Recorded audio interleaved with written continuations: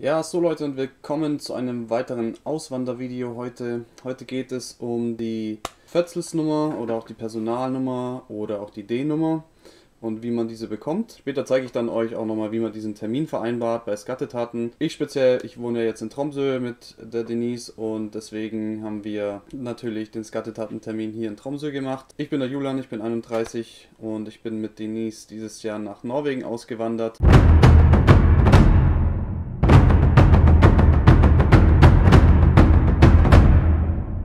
Und ich möchte jetzt einfach noch ein paar Sachen dazu erklären. Also Punkt 1 ist, was kann ich bei Skattetaten machen? Also das sind eigentlich nur zwei Sachen, die jetzt erstmal exorbitant wichtig sind.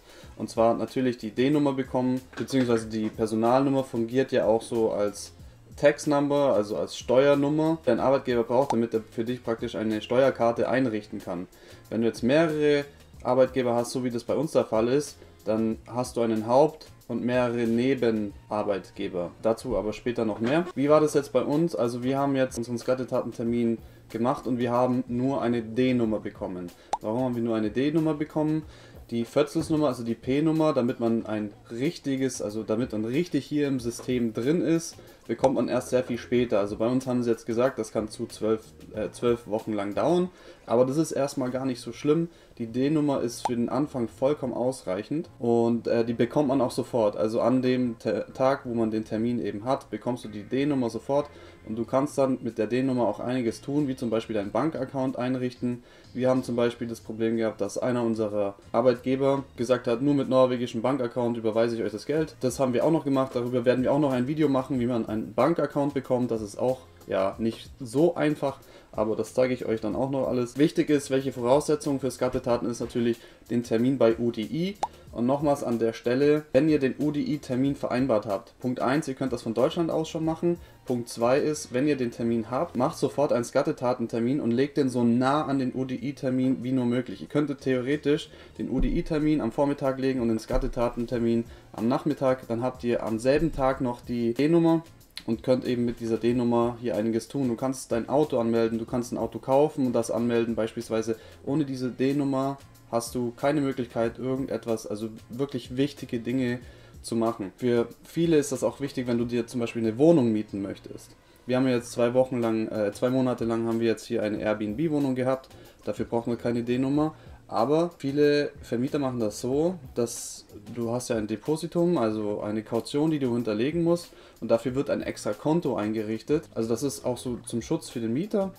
Auf das können die dann nur zugreifen auf dieses Geld, wenn wirklich nachgewiesen ist, durch deine Nutzung irgendwas stark beschädigt worden ist und die dann praktisch darauf zugreifen dürfen. Also das ist anders wie in Deutschland. In Deutschland habe ich beispielsweise einfach nur 2 Monatsmieten meinem Vermieter überwiesen und fertig. Das jedenfalls jetzt mal vorab. Jetzt zeige ich euch, wie man diesen Skattetatentermin macht. Ich bin jetzt hier auf der Homepage von Skattetaten Tromsø. Wenn ihr das finden wollt, also ihr könnt es hier auch oben lesen, Nord-Norge, Tromsø, das ist so der Pfad. Ich habe einfach Skattetaten Tromsø bei Google eingegeben und dann kommt ihr schon auf die Seite und ihr könnt dann auch direkt hier auf Book an Appointment drücken, um dann einen Termin zu machen. Ich finde Skattetaten definitiv übersichtlicher und einfacher zu handeln als die UDI-Homepage, weil es bei UDI einfach sehr viel mehr Auswahlmöglichkeiten gibt. So, ihr möchtet einen Termin mit dem Tax Office vereinbaren und dann kommt ihr auch schon auf diese Seite hier, Book an Appointment. Das ist eigentlich wirklich selbsterklärend, noch ein paar Informationen. Wenn ihr euch die anschauen wollt, dann einfach Video einfrieren. So. Und hier kommt jetzt hier eine kleine Auswahl. Warum möchtest du einen Termin bei Skattetaten? Wenn ihr den Termin bei Skattetaten machen möchtet, dann müsst ihr das hier auswählen. Ein Punkt, was aber dabei sehr wichtig ist, den Move to Norway, dass ihr praktisch mehr als 6 Monate jetzt in Norwegen bleiben möchtet, funktioniert nur unter bestimmten Voraussetzungen. A, du hast einen Festvertrag. Wir haben, also Denise und ich, wir haben ja keinen Festvertrag, wir haben ja einen On-Call-Vertrag. Das heißt, wir werden gerufen, wenn es Arbeit gibt und das ist natürlich sehr viel unsicherer. Bei einem On-Call-Vertrag kann es dann eben auch sein, dass du erstmal keine P-Nummer bekommst, beziehungsweise musst du dann auch nachweisen, dass du mit diesem On-Call-Vertrag genug Geld verdienst, um dich über Wasser zu halten, deine Miete zu bezahlen und so weiter. Deswegen kann sich der Prozess für die P-Nummer bei einem On-Call-Vertrag sehr viel länger, also kann sich in die Länge ziehen. Hast du aber einen richtigen Arbeitsvertrag, wo drin steht, du arbeitest 35 Stunden die Woche und du verdienst so und so viel, dann ist das natürlich für die viel einfacher und du bekommst da sehr wahrscheinlich auch eine entsprechende Personalnummer, also die Fötzelsnummer. Wir haben jetzt nur die D-Nummer bekommen. Bei uns ist es auch so, dass das wird bei uns geprüft noch mit der Personalnummer, das kann bis zu 12 Wochen dauern, wie gesagt. Und dann werden wir sehen, also entweder müssen wir dann wahrscheinlich nachreichen, wie viel wir verdient haben in den paar Monaten, oder wir müssen dann wahrscheinlich nochmal einen Antrag stellen, um die Fötzelsnummer zu bekommen. Auf jeden Fall dann das hier anklicken, wenn du einen Festvertrag hast und also wirklich auswandern möchtest und die P-Nummer praktisch beantragen möchtest. Genau, hier sind jetzt eben ein paar Dokumente.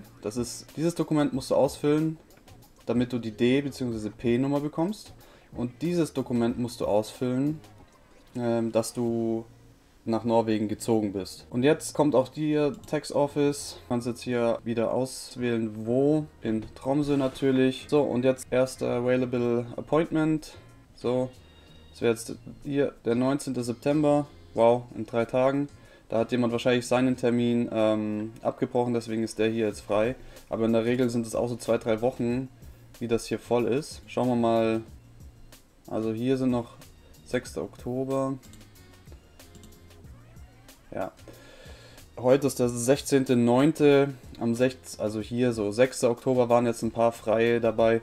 10. Oktober. Also es dauert schon eine gewisse Zeit, deswegen sage ich, macht den ODI-Termin, sobald ihr den ODI-Termin habt, sofort den Skatetaten-Termin machen und dann seid ihr safe.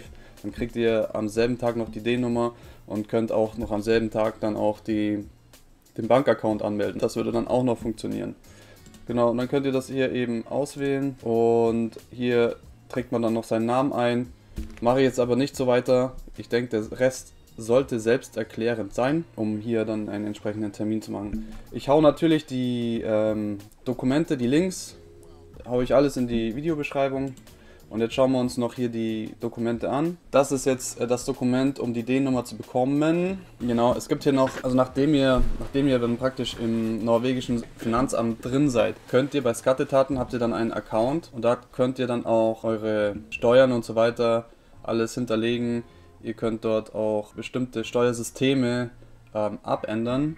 Beispielsweise hier dieses Pay as you earn für Foreign Workers. Also wenn du jetzt als Ausländer hierher kommst, einige meiner Kollegen haben gesagt, mach das nicht. Dann kannst du hier drauf drücken, dann wird dieses Pay as you earn System eben nicht angewählt. Anscheinend sei das wohl mehr oder weniger Abzocke. Umso mehr du verdienst, umso mehr zahlst du an Steuer und wenn du weniger verdienst, zahlst du weniger Steuer. Also das ist dann nicht so ganz gefixt und wenn du das hier eben andrückst, dann kannst du das im normalen Steuersystem praktisch Fuß fassen. Ich bin ganz ehrlich, so ganz verstehen tue ich den Hintergrund nicht, warum man das jetzt nicht machen sollte. Zahlt man am Ende dann weniger?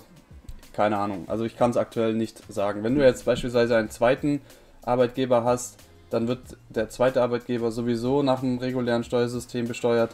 Nur der erste Arbeitgeber, also dein Hauptarbeitgeber, würde dann mit diesem Pay-as-you-earn-System hier besteuert werden. Und das da hier ist dann das Dokument, mit dem du ja dann tatsächlich auch ausgewandert bist oder umgezogen bist. Das wollten die jetzt aber erstmal gar nicht haben.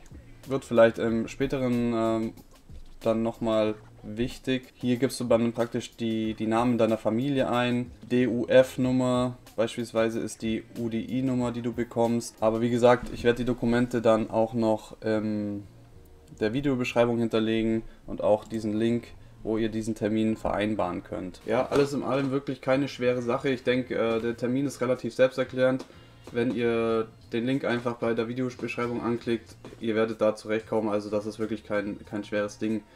Ich werde dann nochmal ein Video machen, wie man einen Bankaccount anlegt, also wie man jetzt beispielsweise, wir haben ja ein Motorrad gekauft, das werden wir dann auch auf uns ummelden, geht allerdings auch nur mit der D-Nummer, beziehungsweise mit einem norwegischen Bankaccount, also das sind auch wieder die Voraussetzungen, um ein Fahrzeug eben an- oder umzumelden. Darüber werde ich auch noch Videos machen, also es kommen nochmal 2 und wahrscheinlich auch noch andere, wie zum Beispiel Auto einführen und so, das haben wir ja auch noch nicht gemacht. Ich hoffe, dass euch das Video gefallen hat, wie man die D- oder die P-Nummer bekommt, ist ja relativ easy dann auch.